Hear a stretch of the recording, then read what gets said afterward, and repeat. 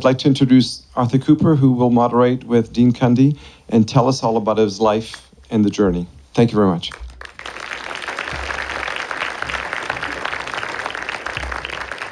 As they're coming up, we're going to place 2 microphones, as you see, on either end.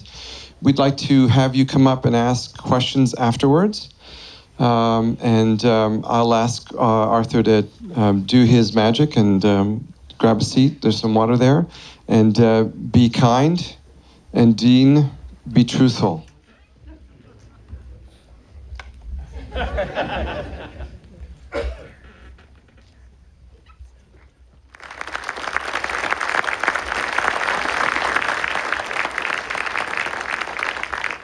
Hello? Did you ever get tired of that?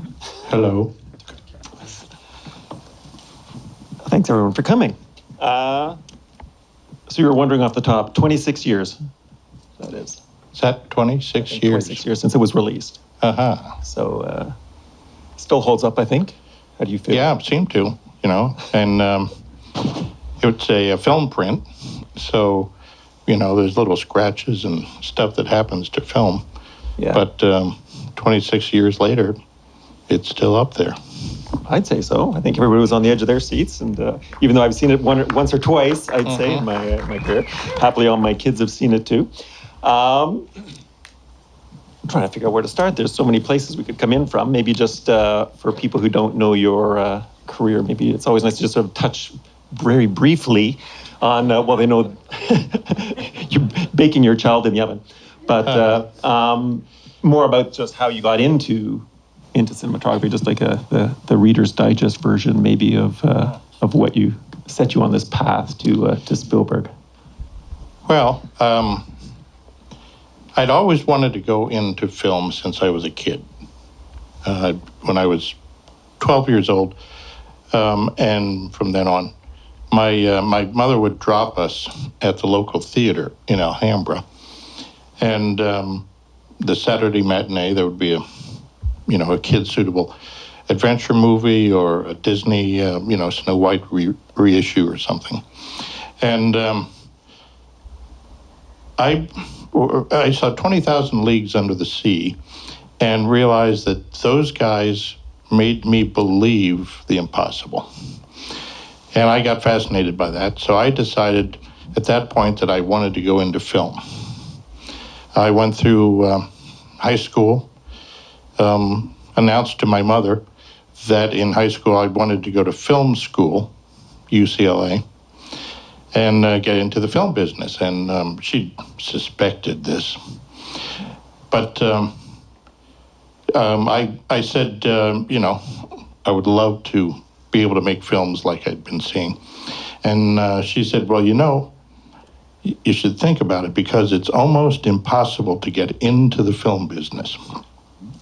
And it's even more impossible to succeed. Wouldn't you rather be an anesthesiologist? That sounds like a solid career. And I was trying to make the connection. She said, well, you're not as heavily demanded upon your time as a doctor, and you make a good living. And I said, thank you for the advice. So I went through UCLA Film School and graduated and was fortunate enough to begin working in film almost immediately. Little low-budget films. My first couple of jobs was makeup. I realized then that you take any job you can get, to give it 110%, and it helps you get to your next job. So I followed my own advice, and over a period of time, gradually worked on low-budget movies, action, adventure, cheap movies, for drive-in theaters, principally. We still had drive-in theaters. And over a period of time, I just connected with various films. And then one day, I was introduced by a woman who had worked on some of the low-budget films with me, Deborah Hill. And she introduced me to this young filmmaker, John Carpenter. And she said that she and John had written a script. They were going to make it. They had found the money, and it was going to be called Halloween. And I said, sure, I'd love to meet him. And we hit it off. We made the movie. And then after that, I made some more movies. One or two. Yeah. I heard a little bit of the reason you got that too. You had your own gear. Was that seems to be a popular path for a lot of people nowadays? They all buy a camera and they're. Yeah, the low budget movies that I was working on, we were always struggling to have enough lighting equipment, enough cameras for the action sequences, and so forth. So I had this idea to make a van, an equipment truck, and I got a Dodge van, brand new, put extra doors on the sides and built in a cable reel, and I made it very specific, purpose-built. And then in it were about 30 lights and all of the stuff that we couldn't normally afford. And I priced it so it was affordable, and that was my leverage. Of course you can have the equipment. However, there's a catch. I have to shoot the movie. Well, they bought it. So I was fortunate enough to be able to get, some pretty interesting low-budget movies, and of course met John Carpenter, who, with whom I made some other movies, and I think I don't know. A quick question: are a lot of people coming tomorrow night too? There's another event tomorrow. I see a few people nodding because we're going to talk, I think, a lot more about some of these other films. Because I think some of the others also have some demo stuff from Jurassic Park. So we'll sort of continue the learning about Jurassic Park. Awesome. All right, so you went along making these indie films and sort of moving up in stature, and obviously success. Halloween, I think, if memory serves, I didn't actually look this up, but I think isn't it considered still one of the most successful independent films ever? I think. Yeah, it was for a long time the most successful independent film, dollar in for dollars out, of a long time. I think it's been passed now, but maybe Blair Witch or something probably. Yeah, because the price of the tickets have gone up. But so it was, and interestingly, Halloween, the first week it came out, it was such a new, unusual thing. It's easy to look back now and say, oh, Halloween, yeah, oh, that was one of those slasher movies. Well, at the time, there were no horror films like that. And it wasn't really slasher because we didn't use any blood. A lot of people sort of, the imagination is much more powerful anyway. And so we made the movie. The first week it came out, a few people went to see it, but not a lot. And so everybody said, well, I guess it was a nice attempt. I'm glad we tried that. The second week, a lot more people came out. The third week, a lot more people. And it was a word of mouth kind of thing. So it really, it proved that you could make a low budget film creatively and touch an audience. And so we were very fortunate that way. Yeah, it was a little bit of a different time too, which is nice that a film like that would be given a chance, I guess, because nowadays if the film didn't do well in the first week, it would probably be gone. Whereas yeah, that's the unfortunate thing, is that they expect instant gratification, and so if you don't make a fortune the first weekend and the first week and maybe the second weekend or second week, they pull the film and they just let the superhero movies continue. I guess we can thank the gentleman behind this movie a little bit for that. I think Jaws was officially the biggest or the first blockbuster where they realized. Yeah, exactly. The opening weekend was important. Yeah. And I think they spent think something like $65 million advertising this. Or something like that. It was a large amount, I recall. That could be. It was it was a unique film, and Universal wanted to get behind it, so they put the advertising money into it, and it paid off. Well, so tell me a little bit then about how this film, I mean, you had worked with Spielberg before. You did Hook before this one, right? Yeah, I my acquaintanceship with Steven actually went back a ways. We had made movies on the Universal lot, the Back to the Futures and so forth. So I knew and had met Steven and Kathy Kennedy and the Amblin folks for a few movies, and then he invited me to work on Hook, and we apparently got along. So he invited me to make Jurassic Park, and I said sure, why not? Dinosaur movie. Nobody's done one of those in a while. Did you know what you were in for with the? No, what was interesting is that Hook had gone over schedule and over budget, and Universal was, a little apprehensive. So they told Steven he really had to rein it in, and he was determined to show that he was a responsible filmmaker. He was going to do it for the budget and the schedule. And so we approached it that way. And we'd had production meetings, and originally they were going to make these dinosaur sequences stop motion, the old-fashioned rubber puppets with you. King Kong and that. Yeah, exactly. So it was going to be stop motion, and we were about, a couple of weeks into pre-production. And we would sit at a production meeting table, and we would be going over all the aspects of shooting that scene or whatever.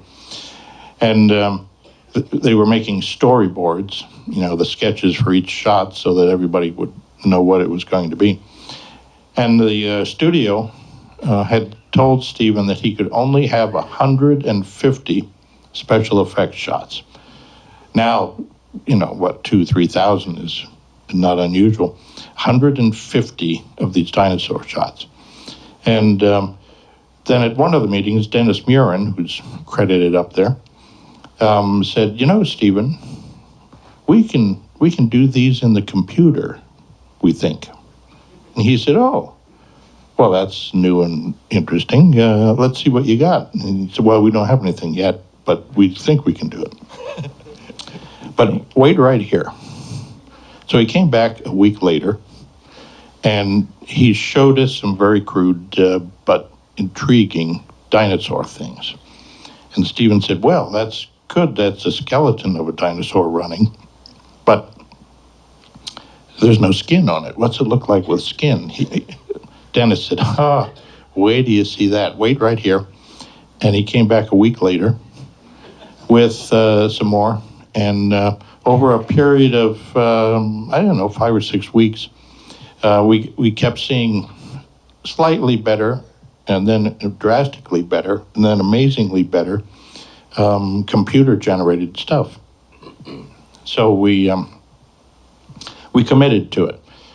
We didn't see any finished shots. We just saw the elements. So we committed to it and started to make the movie, trusting that this newfangled computer stuff was going to work. The studio loved that. Yeah. So, there were some questions, but we said, yeah, we can do it.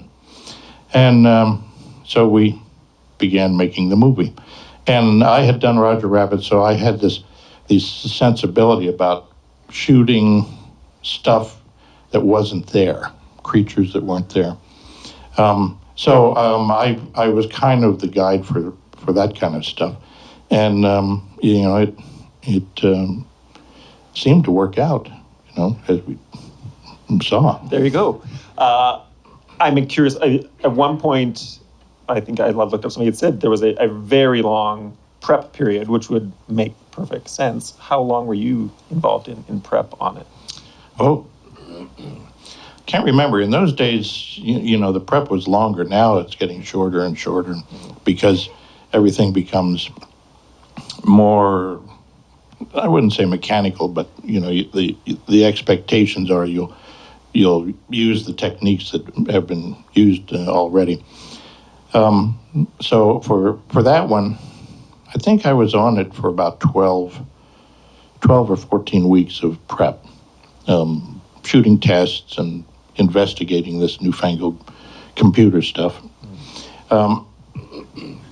and scouting the locations. We shot, in spite of the fact that everyone says, "Oh, how long were you in Hawaii and Kauai?"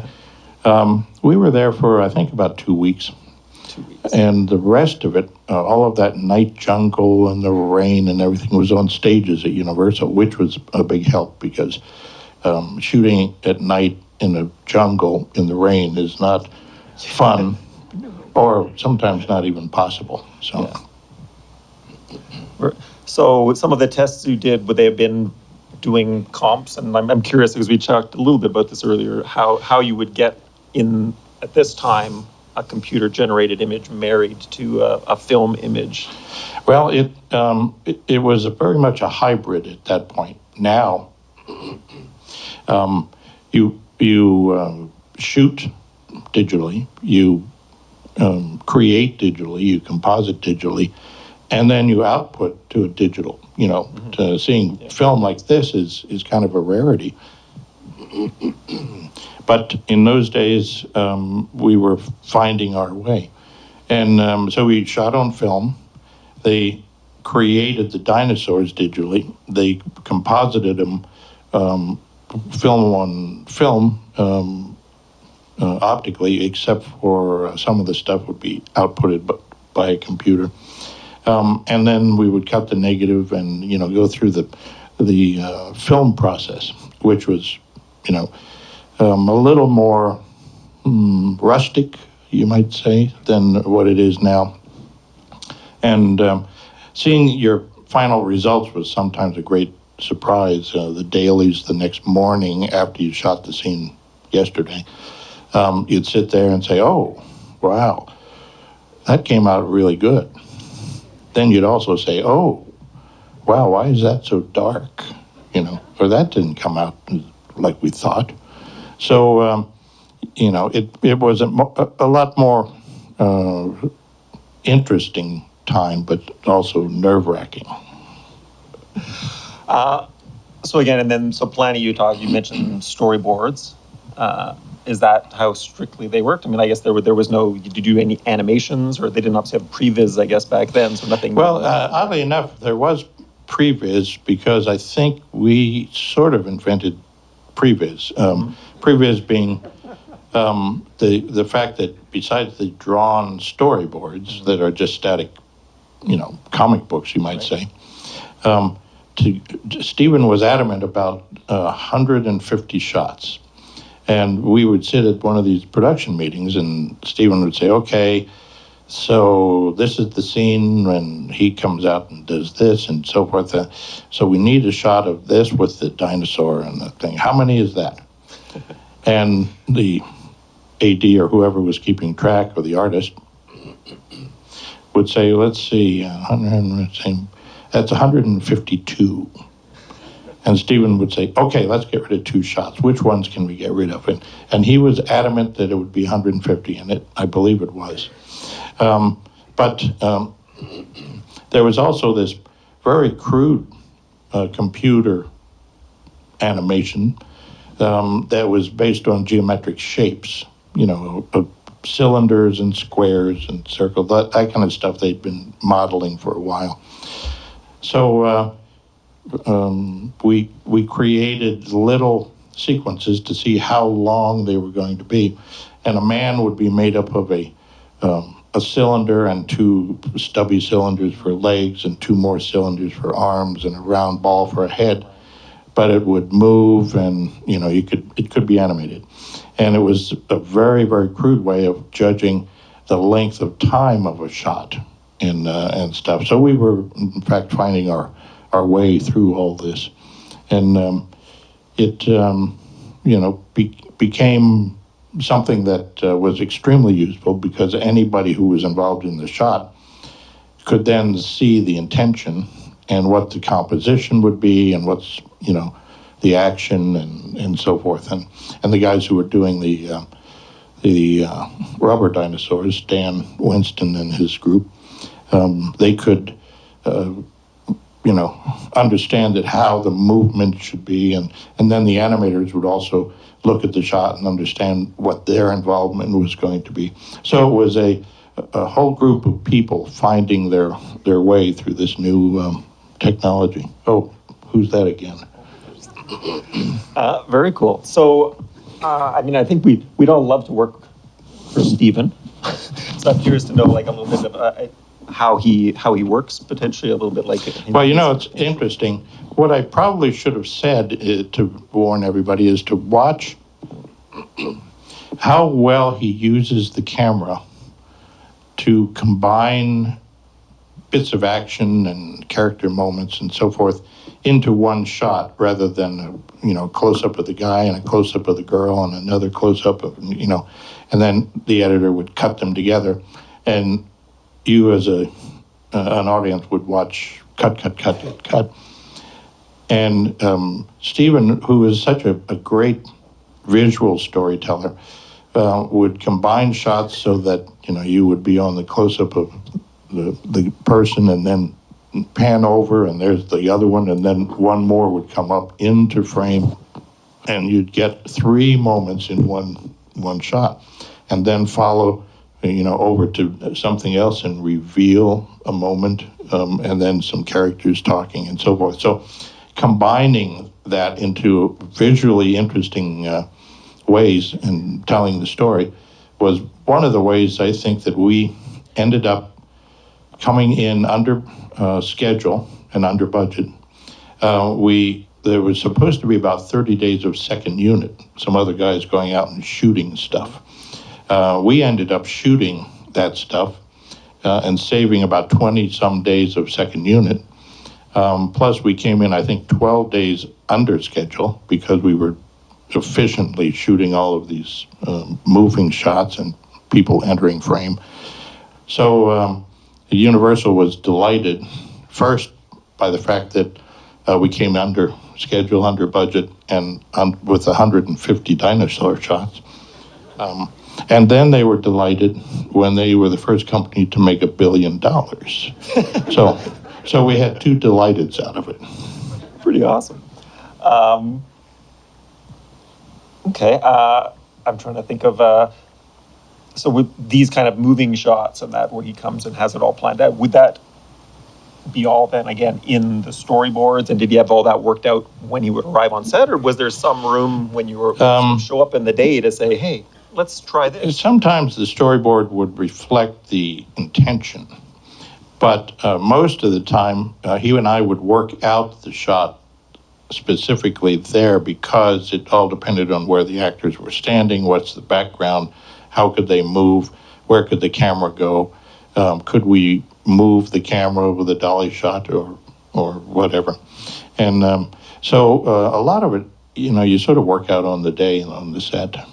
So even if you had CGI, then he could decide, based on where you were, okay, the T-Rex should come in there, based on, as opposed to having it all worked out that, okay, we sort of know what has to happen here, so we need to put the actors here, like which one? Yeah,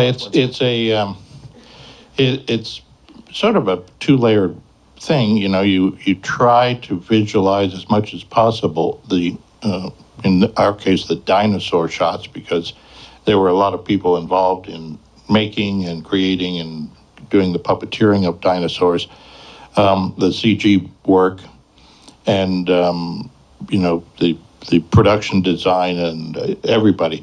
So the intention of the shot with a storyboard is good, but most of the time when you get there, you start with the storyboard, but it's up to your creative, instincts to actually make the shots work.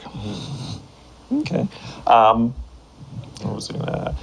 It's funny because I sort of had always heard that Spielberg was actually quite notoriously fast on set. So I wonder if this was the beginning of it, I guess, was when he started to... Yeah, a lot of his earlier films, he was very meticulous in storyboarding. He would preconceive the film very carefully. And he would draw the little sketches of what each shot should be, what each storyboard should be, and give that to the storyboard guy, who would then turn it into professional-looking drawings. As he's gotten more experienced, if you say that of him, as he's gotten more experienced, now I understand he less and less goes by these preconceived shots, but trusts his instinct in staging on the set, working with the actors, and then creating the moves and the shots as he goes.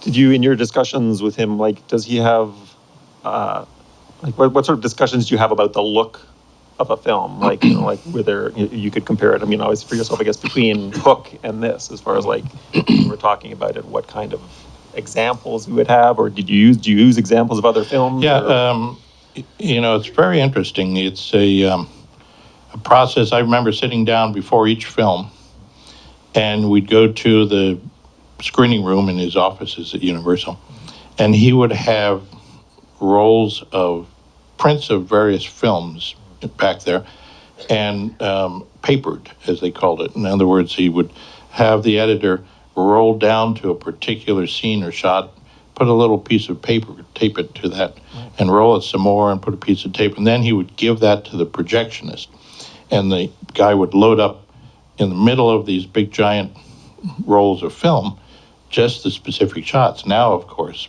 you go to the computer and you call up the time code and zoop, there it is. Yeah. Well, in those days it was a little more cumbersome. Yes. And we would look at stuff, and he would say, okay, here's what I'm thinking out. What do you think of this scene? It's all done in silhouette or whatever. And I say, yeah, well, that's a great idea. You have to be sure you stage it so the audience understands what the characters are doing, whatever. And then roll to the next, shot, and say, oh, here's all soft light. So what we do is we would examine examples of looks that he liked, and I would make notes and comment on things, and so we would come away with a kind of a concept for the film in general, but each scene also. And he's I enjoy the fact that he kind of feels the same way I do, which is the movie should never look the same.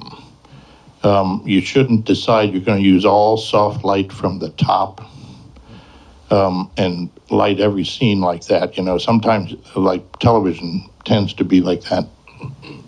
But each scene should be distinctive. It should tell the audience something with the lighting, where the camera is, size of the shots, and so forth. And then the next scene should be a refresher. It's all dark. The audience is understanding it's creepy and mysterious. And then the next scene is something a little different. Or it's the same because it's the same time period or whatever. So each scene has its own kind of look and style. Do you find he has a particular penchant for certain lenses or anything like that? Does it like to stay a little wider and closer, I think? Yeah, typically, I think Steven especially enjoys mixing it up. You'll notice that there's a lot of wide shots that turn into another wide shot that turns into a wide shot as we pan or whatever. But then again, he also likes intimate close-ups. There's a lot of shots of the mouth of the guys yelling and of people talking with cigarettes hanging and so forth. So I think he's always interested in capturing your attention and making sure you're not lulled into sameness. It's always interesting. There's always, and then of course there's my favorite, of course, this, I consider it the Spielberg shot that everybody uses it, but the nice little push in to accentuate certain points, and I think there's 4 or 5 of them in here. He's invented several of those things that have become just part of our vocabulary in storytelling. But he very much enjoys, the face of the kid, and then as there's a moment of awe and wonder as the camera moves in to make you feel like you're seeing this accentuated moment. So, he has developed some very specific shots. He likes shots where, sorry, my Ebola acts up every now and then. But he likes shots that are typically wider, and then have it always surprising you with a face in frame, and another face rises up into frame, and another one, then they turn and reveal somebody in the background. So it's always interesting, and those are the shots I think that he especially enjoys. So we do them quite a bit. Does he? I'm guessing because they all, of course, are related to what's going on in the film. Like, there's obviously a particular moment. Obviously, the first one is when they see the dinosaurs for the first time, and there's the push in on Sam Neill, and then he turns her head, and then it pushes in on her, and then it does what you said. She rises up, and it turns into the two shot of them, so very combined. But so it's like all of those things all at once. Yeah, it's very much a flowing images that lead one to the other, but at the same time, it's not just cut to the face, but it tells you, oh, this is a special moment by moving in slowly. Very cool. Would you say, a little bit about your approach to these things? Did you have, would you say a lighting approach in general, like with certain things? Like I know, like for him, there's huge sets, dealing with these giant set pieces. I like it. It's a cliche, painting with light, but that's what we do. You look at a room where there's no light on. If it's completely dark, you can't see anything. So now, you probably know. A room full of cinematographers. Yeah. So now it's up to you to begin painting the things that are important to that shot, to the story, to the scene, and using, overall soft light or, spots of light and little streaks and things that bring out textures, and so it's very much like painting would be done by an artist. You start with a blank canvas, and now you apply the light or the paint, and you begin to get images that evoke a certain feeling or emotion. So I typically will do that. I enjoy drawing attention to something. A lot of times there'll be just a little bit of light on the eyes, so that you are drawn to the eyes to look at them. So I think it's very much about creating the lighting that draws attention and tells the audience what they should be looking and feeling. So in Jurassic Park, there's a number of sets that you use. You got to go in and do pre-lights for those, and would that been done during prep, or do you do them simultaneously? Do you have like a pre-lighting crew? How would that sort of situation work? When you're working with a big studio like Universal, it takes them quite a while to build those jungles, to build the interior of the compound, a lot of the things. So when they're under construction, you sort of wander and look to see what it's going to look like, and sometimes you have the luxury of saying, well, I just went down to the stage. Would it be possible to put a window over here? We can get some light to come through, and so the prep is very important with a big studio production. Less and less time is available to us because on smaller budget films, little indie films and stuff, most of the time now you are working in real locations, and you have to figure out how to work and achieve the look that you want with these real locations. You have less chance to manipulate beforehand. Okay. Anybody showing up? That's what I was trying to see out to the. If anybody wants to ask questions, you can work your way there. And if I notice you're there, then we can. So what I'm going to do is I'm going to allow the lights to come in, and while the lights are coming in, I'm going to interject, and I'm going to say to Dean, I know that you have a favorite film that we talked about recently at dinner over some wine, and I know that favorite film of yours is Apollo 13. And no conflict, no interest. We're working on a series called The Expanse, 200 Years in the Future, and we try to simulate what Apollo 13 did, as you explained, realism. And that's what we do. And on The Expanse, it is a show about science fact and not science fiction. So I plant that seed in your mind, and I ask you, Apollo 13, what was that journey like? So yeah, Apollo 13 was, for me, also a great adventure.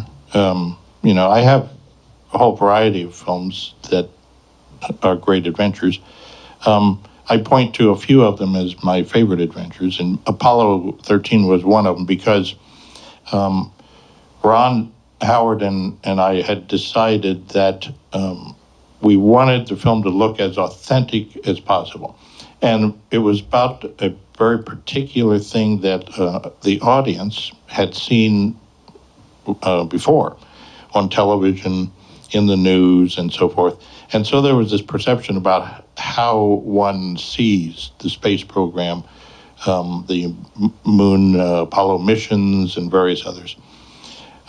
So it was all about creating an authentic look. So I looked at the footage of previous adventures by the astronauts, and decided there were certain things that the ways that we had seen.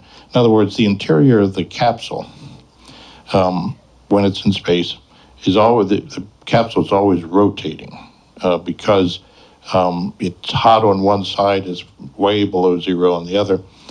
So in order to keep the thing evenly heated, the capsule is deliberately given a roll, barbecue roll they call it.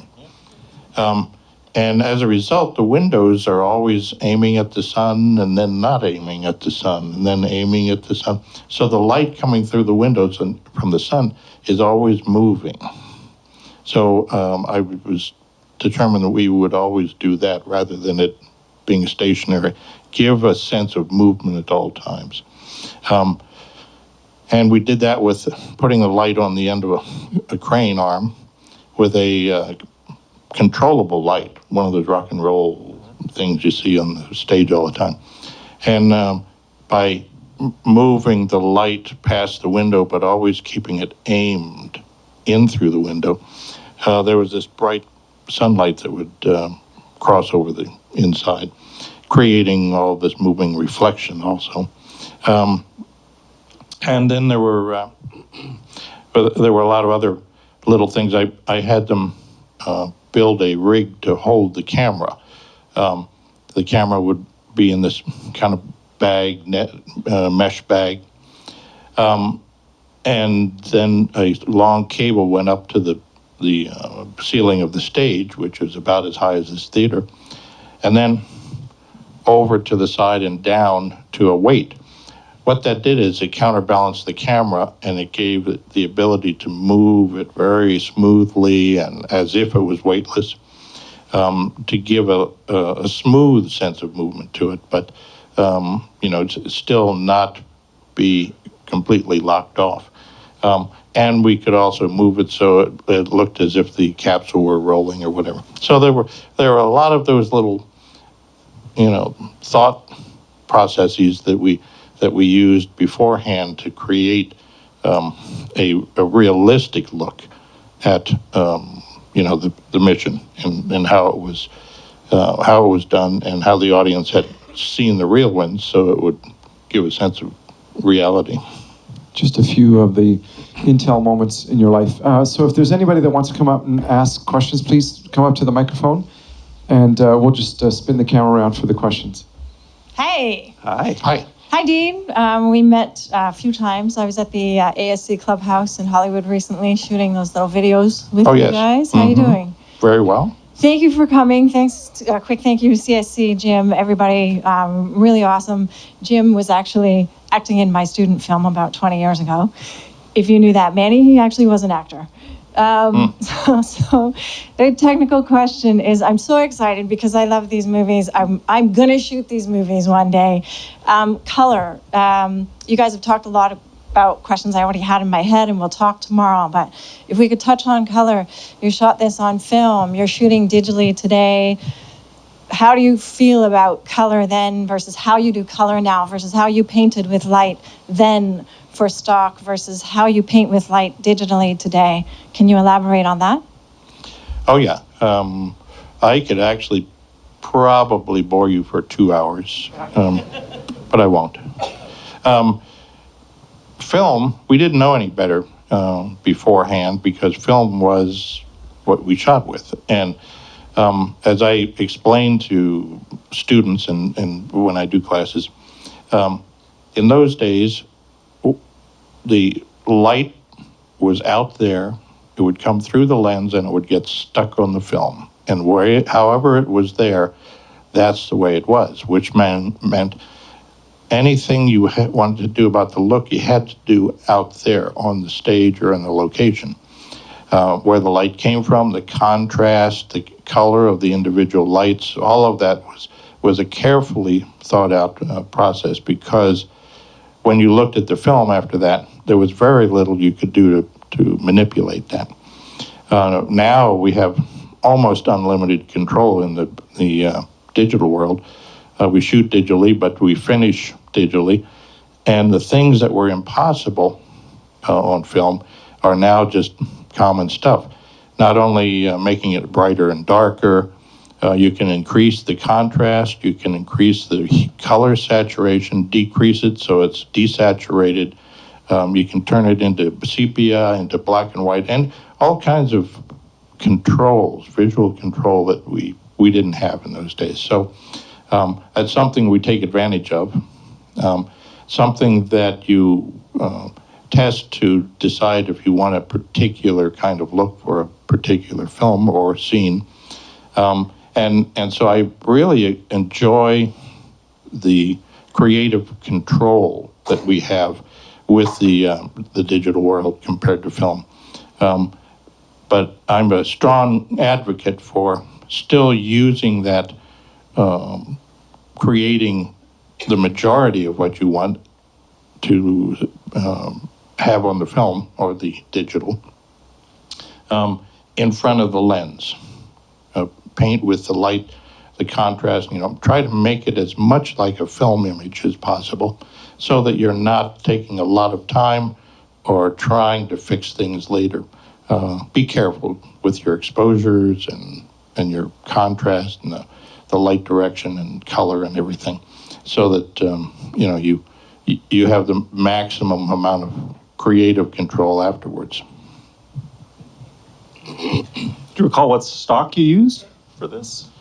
Oh, no, they changed the numbers on the film stock so often. That, Yeah, but not so necessarily the number, but was it 100 ISO, or would you have used 200 or 500? Well, I think it was 125 and 400 or something like that. We had two stocks, a faster one and a slower one. Yeah. So, but it was always interesting because Kodak was always improving the stock, so you had to stay up with it and test it and try out different things.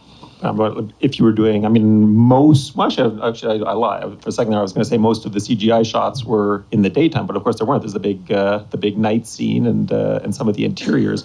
But often with CGI, did they want to use the 100 ISO? Because of course the way they had to do it then with all the optical printing, then you have multiple generations. I know I've run across that before back in my early assisting days, where you had to you want to shoot that knowing that you were going to have 3 generations to do an optical, so you want the finest grain as possible.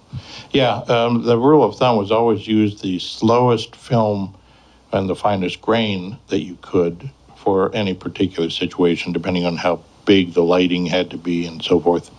But it was really all about the fact that we didn't know any better.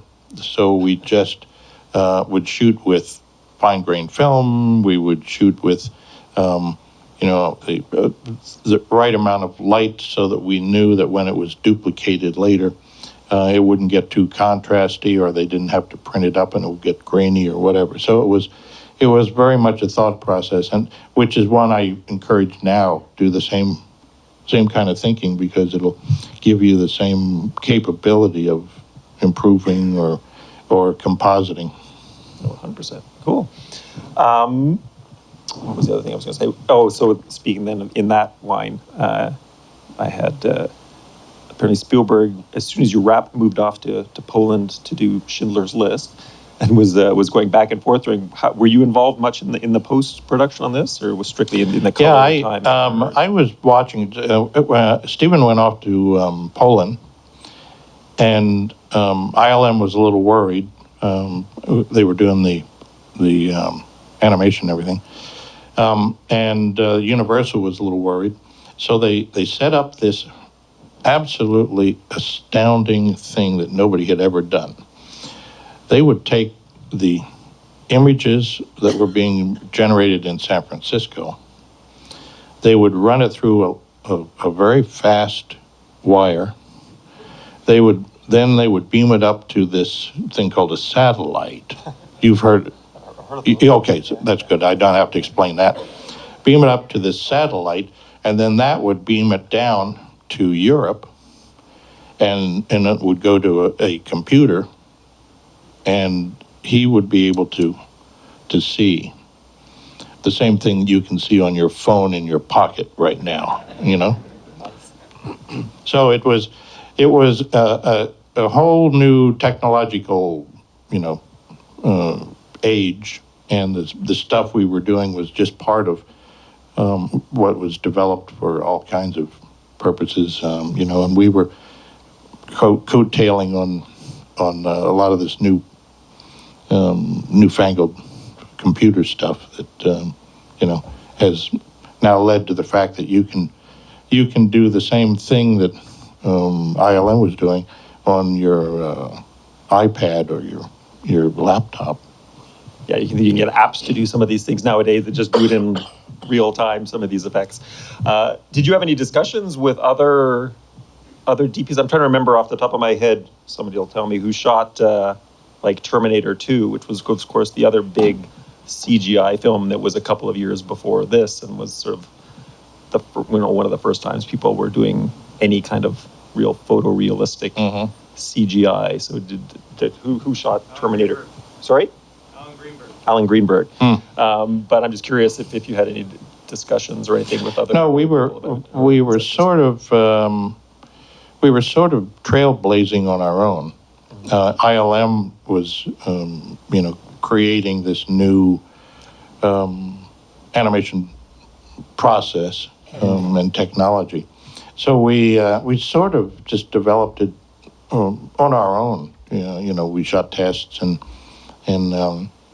I went up to ILM and I saw the computers that they were using, and they were SGI or something like that. And the processing units of the computer were the size of about that far, thing.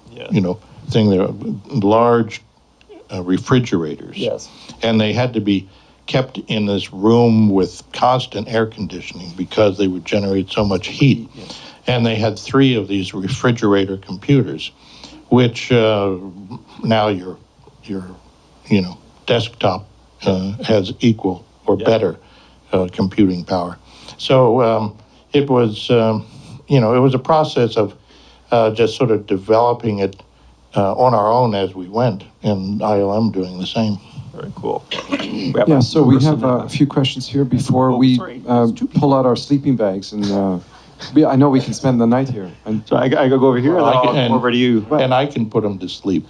No, it's not about sleep. It's about spending the night because you have so much knowledge there. Oh, okay. Thank you. We should take this gentleman here first. Yes. In the color noir world of Who Framed Roger Rabbit, in the scene inside the bar with Jessica Rabbit, what was the work of lighting that to incorporate the cartoon characters and with the real people at the time? Roger Rabbit,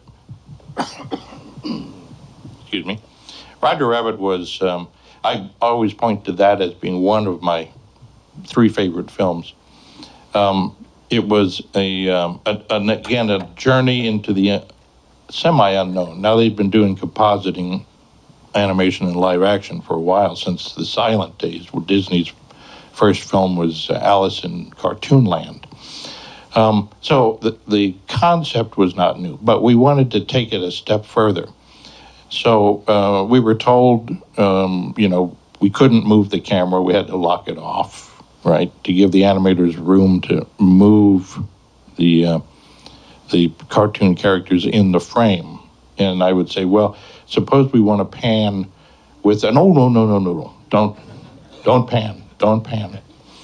All right, so now when they walk through shadow and darkness, how about it? No, don't. They can't go through shadow and darkness. You have to light the scene very evenly, which is a euphemism for flat. And I said, well, now when they interact with the world, no, don't have them pick up anything or do any of that stuff. So as Bob and I left that meeting, we looked at each other and said, those are the rules we're going to break.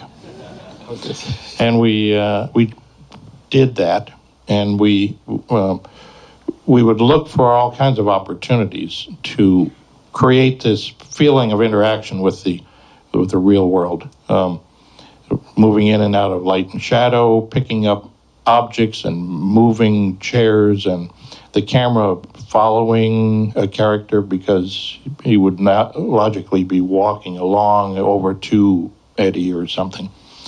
So using those rules that we decided to break, we always thought of every shot as how would we do this if the characters were real? What would they really do? They wouldn't be in a big wide shot with flat lighting. They would be moving, we'd follow them, we'd dolly, we'd do whatever. And as a result, the work on Roger Rabbit was very much sort of groundbreaking. Now, once again, it's the kind of thing you can do on your laptop. But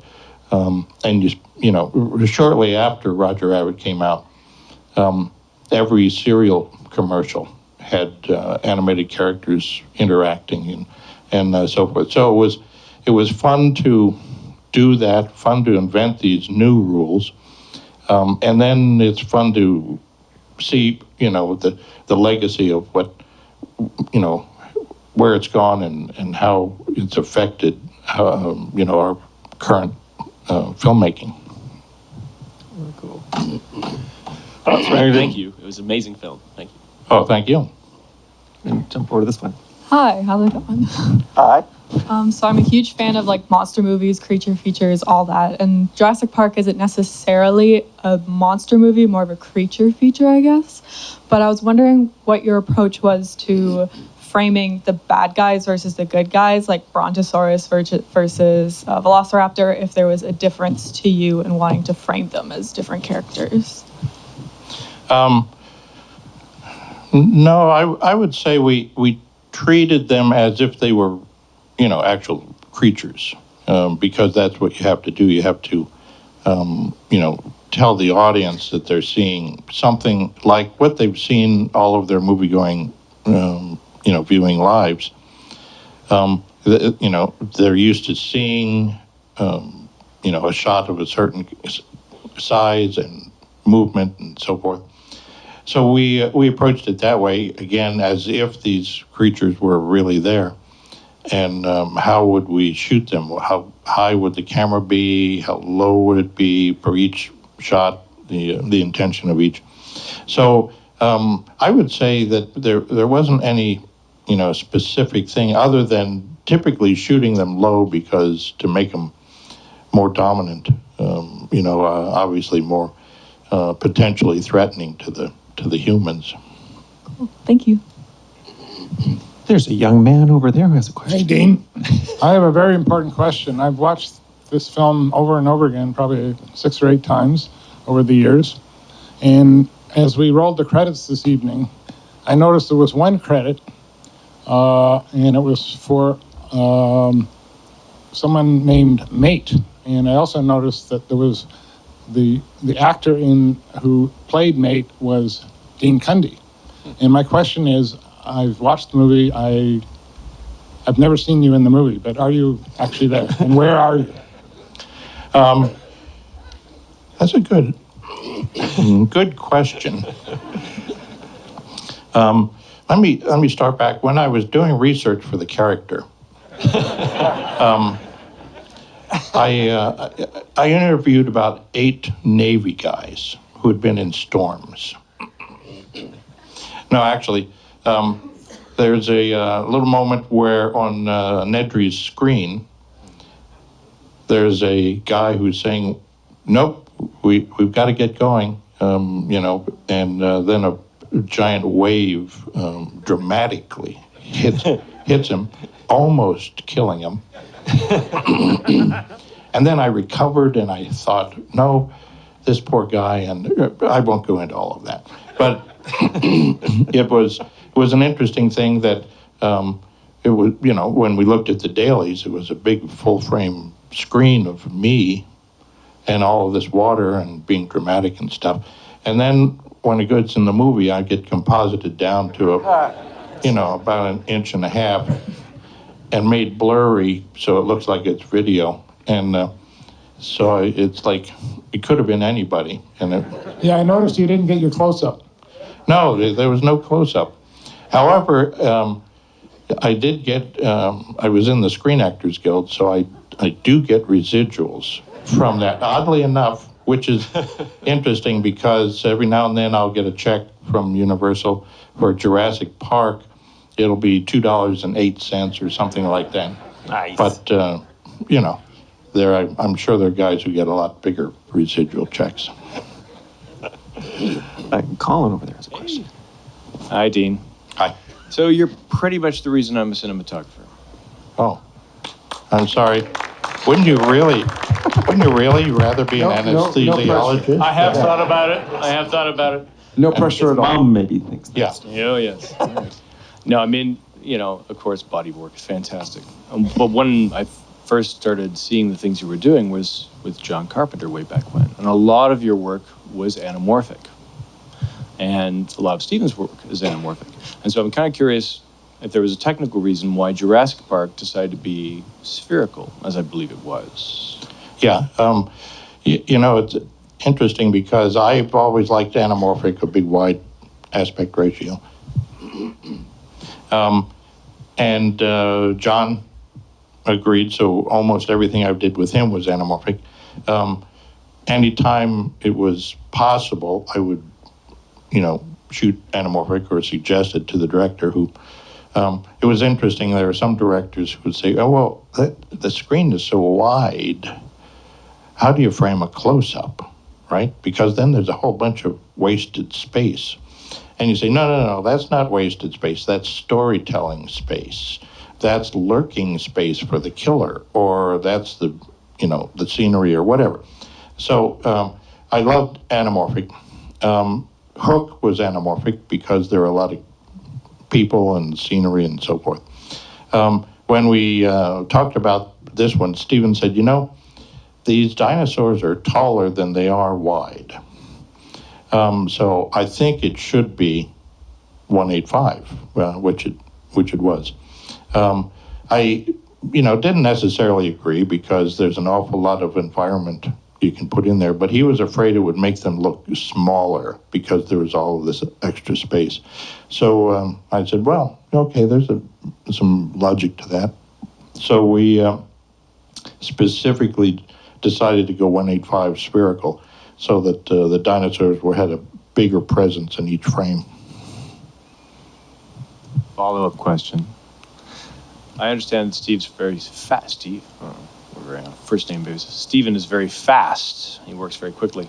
Did that change your lighting approach? Did you have to sort of modulate how you set up a given set or anything to deal with how he moved the camera and No, the I speed think- he wanted to work at? That's one of the fun challenges of being a cinematographer is understanding how the director works. What is their thought process, their style going to be, and how can you accommodate that? How can you anticipate that? And I worked with Steven on Hook, and it became fairly evident early on that he was going to be fast. He would think things out, but he was always open for an improvement or an embellishment on his shot, and that became one of the great fun things. There are times, for instance, on Hook, a lot of times he would say, "Okay, that's a wrap for today. Now tomorrow, what I want to do is a shot on the deck of the pirate ship, and the guys are there, and then Robin and so forth, and that'll be the shot. So you guys can get started in the morning." It was a wise thing. We would get started, but knowing how he liked to compose and the shots and so forth, I said, you know what? He's going to miss the fact that this guy's over here, or this, he's going to want to compose for this or whatever. So a lot of times we would light and set up for his specific shot, and then I'd say, okay, clear that stuff away. Let's put some lights back there. Make sure we have the guys that fill in that space. And Steven would come in the morning. He'd say, okay, let's do the shot, and he'd do it. And he'd do it a couple times, and then he'd say, we really should be seeing that over there. How long is it going to take? And you'd say, well, we're actually ready for that because, it's all set. And he, really? Oh, my God. And he was so impressed. I think that happened twice, but... so, no, so you get to anticipate the style and so forth. So you begin working kind of in advance and putting in some lights for yourself to embellish the shot, rather than just being the shot that the director wants or thinks he wants. You can prepare for improvements as you realizes certain things about it. Wow. Cool. Oh, we have, I think, the last question coming up. All right. Hi. So over the past 26 years, we've learned a lot more about dinosaurs, specifically regarding how they looked. And I was wondering, had that knowledge been available when you guys were starting the film, would the knowledge of fuzzy, feathery dinosaurs had affected how you would have approached the film visually? Well, I think that we always had kind of this vision of what dinosaurs were, and all of the research that they did, they made some amazing drawings that took into consideration 2 or 3 theories of what the T-Rex would look like and so forth. But I think it was based on the fact that we had in our minds seen dinosaurs like that. We'd seen these big skeletons in the natural history museums and so forth. So everything that the guys did to design these creatures was based on known facts. I think if we'd had evidence of feathered dinosaurs and there were those kinds of drawings and renderings and concepts, we'd have followed along and